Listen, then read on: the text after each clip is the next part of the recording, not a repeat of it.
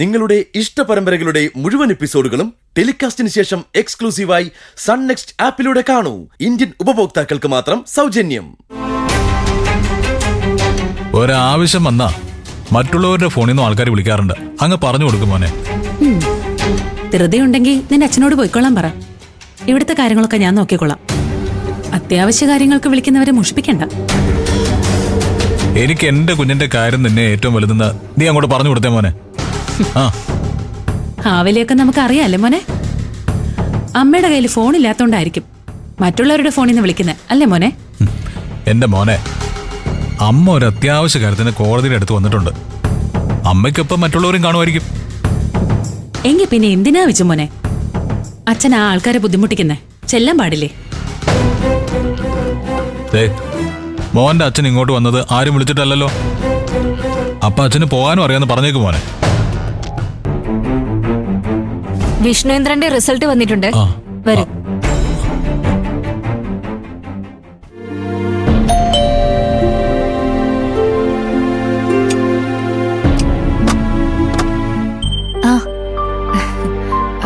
വരൂ അമ്മ. അങ്കിള് വാ. നീ ആകെ അങ്ങ് ക്ഷീണിച്ചു പോയല്ലേ മോളെ? കുഞ്ഞുങ്ങൾ അടുത്തില്ലാത്തോണ്ടാണ്. ഏയ്, അവരെ ഞാൻ അവരുടെ അച്ഛന്റെ വീട്ടിൽ നിർത്തിയിട്ടല്ലേ വന്നേ. പിന്നെന്തിനാ ഞാൻ അവരെ ഓർത്ത് വിഷമിക്കുന്ന? ഇവിടെ വേറെ ആരുമില്ലേ? അച്ഛനും അമ്പിളിയൊക്കെ എവിടെ പോയി? അച്ഛനെ അമ്പിളി ചേച്ചിയും മോളെയും രഘുവേട്ടനെ കാണിക്കാൻ കൊണ്ടുപോയിരിക്കുക. അനുചേച്ചി മോനെ ഡോക്ടറെ കാണിക്കാനും കൊണ്ടുപോയി. അപ്പൊ മോള് തനിച്ചേ ഉള്ളൂ ഇവിടെ? ഇത്രയും നേരം സരോജിനി ആന്റി ഇവിടെ ഉണ്ടായിരുന്നമ്മ. ഇപ്പോഴാ അവര് പോയത്. അങ്കിള് കോഫിയല്ലേ കഴിക്കൂ?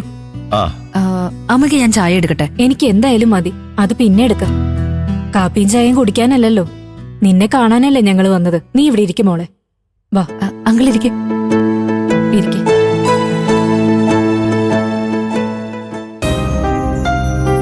നിന്നോടന്ന് അങ്ങനെയൊന്നും പെരുമാറണ്ടായിരുന്നെന്ന് വിനയൻ ഇപ്പൊ തോന്നുന്നുണ്ട് മോളെ. അല്ലെങ്കിലും അവൻ പണ്ടേ മനസ്സിലൊന്നും വെച്ച് നടക്കുന്നവനല്ല. ദേഷ്യം വന്നാ പെട്ടെന്ന് വായി തോന്നിയതൊക്കെ വിളിച്ചു പറയും. അത്രേ ഉള്ളൂ. നിന്നോട് ക്ഷമ ചോദിച്ചിട്ട് വരാനാ അവൻ ഞങ്ങളെ ഇങ്ങോട്ട് അയച്ചത്. അങ്കിളും അമ്മ എന്തിനാ എന്നോട് ക്ഷമ ചോദിക്കുന്ന?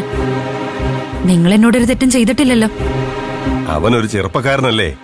ഭാര്യയുടെ മുമ്പിൽ താഴാൻ അവന് മടി കാണും. ഏതായാലും ചീരുവിനോട് ചെയ്തത് തെറ്റായിപ്പോയെന്ന് അവൻ ഞങ്ങളോട് സമ്മതിച്ചു. പിന്നെ ഞങ്ങൾ ക്ഷമ പറയുന്നത് അവൻ പറയുന്നതായിട്ട് കൂട്ടിയാ മതി. അമ്മാവൻ എത്ര വർഷത്തിന് ശേഷം സിംഗപ്പൂരിൽ നിന്ന് നാട്ടിലേക്ക് വന്നത്? 5 വർഷമായി കാണും അല്ലേ ലതികെ? വിനയന്റെ കല്യാണത്തിന് വരാൻ ബാലനും ലതിക എന്നെ ഒരുപാട് നിർബന്ധിച്ചതാ. പക്ഷെ അവിടുത്തെ ജോലി തിരക്ക് കാരണം വരാൻ പറ്റിയില്ല. വിനയേട്ടന്റെ ആദ്യത്തെ കല്യാണത്തിനോ അതോ രണ്ടാമത്തെ കല്യാണത്തിനോ? അല്ല, വിനയേട്ടന്റെ 2 കല്യാണവും 5 വർഷത്തിനിടയിലായിരുന്നു. അതുകൊണ്ട് ചോദിച്ചതാ. വിനയന്റെ ആദ്യത്തെ കല്യാണത്തിന് ഏട്ടൻ ഇവിടെ ഉണ്ടായിരുന്നു ചീരു. അത് കഴിഞ്ഞ് പോയിട്ട് ഇപ്പഴാ വരുന്നത്. അപ്പൊ ചുരുങ്ങിയതൊരു 4 വർഷമെങ്കിലും ആയി കാണും അങ്കിള് വിനേട്ടനെ കണ്ടിട്ട്, അല്ലേ? എന്നാലേ കഴിഞ്ഞ 2 വർഷത്തിലധികമായിട്ട് ഞാൻ ആ മനുഷ്യന്റെ കൂടെ ജീവിക്കുന്നവളാ. ഈ കാലയളവിനുള്ളില് ഞാൻ വിനയേട്ടനെ മനസ്സിലാക്കിയതുപോലെ അച്ഛനും അമ്മയും പോലും സ്വന്തം മകനെ മനസ്സിലാക്കി കാണില്ല. നിങ്ങൾ അന്ന് കണ്ട മരുമകനല്ല ഇന്നത്തെ വിനയൻ. അതുകൊണ്ട് തന്നെ എന്റെ ഭർത്താവ് എന്റെ മുഖത്ത് നോക്കി ക്ഷമ ചോദിച്ചാൽ പോലും ഞാനത് വിശ്വസിക്കാൻ പോകുന്നില്ല. അമ്മ, നമുക്കിനി കോഫി കുടിച്ചിട്ട് സംസാരിക്കാം. ഒരു 5 മിനിറ്റ് ഞാൻ പെട്ടെന്ന് കൊണ്ടുവരാം.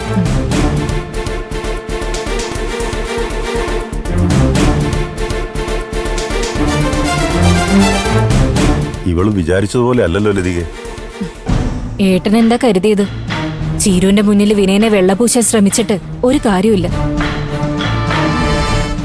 നോക്കാം.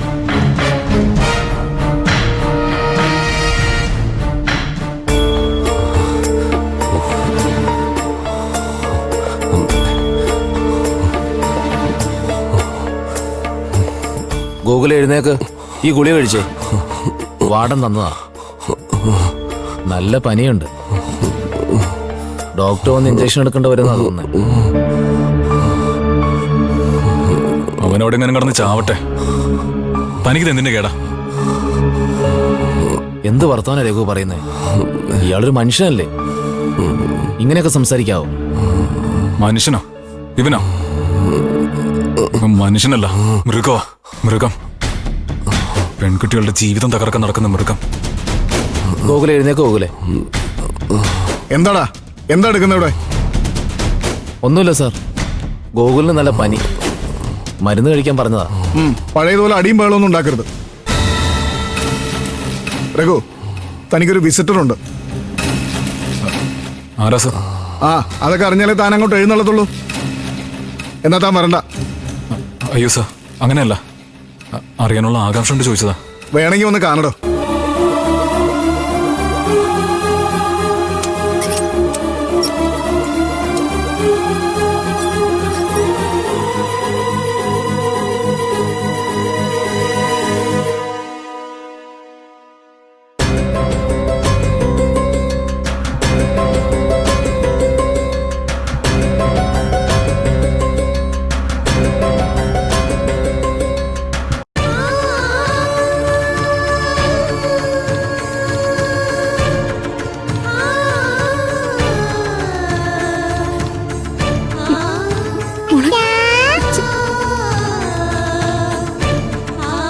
അമ്പിളി,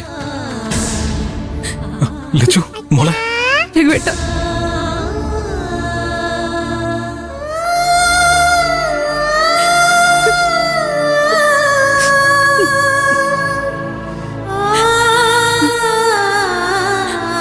കരയാതെ അമ്പിളി.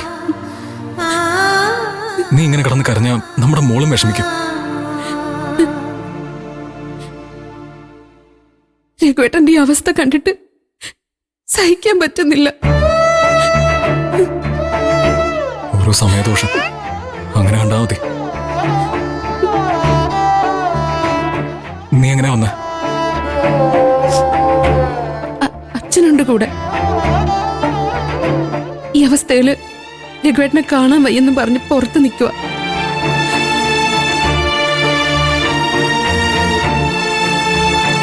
നിങ്ങൾ ഇങ്ങോട്ട് വരേണ്ടിയിരുന്നില്ല. ഈ കാര്യം അറിഞ്ഞിട്ട് ഞാൻ എങ്ങനെ സമാധാനത്തോടെ വീട്ടിലിരിക്കാം? വിഷമിക്കരുത്, എല്ലാം ശരിയാകും. നമ്മൾ ആരോടും ഒരു തെറ്റും ചെയ്തിട്ടില്ലല്ലോ. പിന്നെ ഈശ്വരന്മാരെന്താ നമ്മളെ മാത്രം ഇങ്ങനെ ദ്രോഹിക്കുന്നത്? അങ്ങനൊന്നും കരുതണ്ട.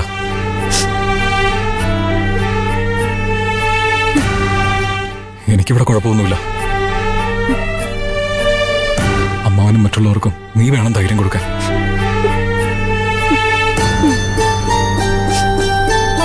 പിന്നെ ഇനി പെട്ടെന്ന് വീട് വിൽപ്പന നടത്തണ്ടെന്ന് നീ അമ്മാവനോട് പറഞ്ഞേക്ക്. അച്ഛൻ എത്രയും പെട്ടെന്ന് വീട് വിറ്റ് കടം തീർത്ത് രഘുവേട്ടനെ പുറത്തിറക്കാനാ ശ്രമിക്കുന്നത്. അതൊന്നും വേണ്ട. ഏതായാലും ജയിലിലായി. ഇനി എന്തിനാ ഉള്ള കിടപ്പാടം തുച്ഛ വിലക്ക് വിറ്റുകളയുന്നേ? അതൊന്നും വേണ്ട. ഞങ്ങൾക്ക് വീടും പണത്തിനേക്കാളും ഒക്കെ വലുത് ഞങ്ങളുടെ രഘുവേട്ടനാ. രഘുവേട്ടൻ അവിടെ ഇല്ലാത്തതിന്റെ പല പ്രശ്നങ്ങളും അവിടെ ഉണ്ടായി. നമ്മുടെ മഞ്ചാടി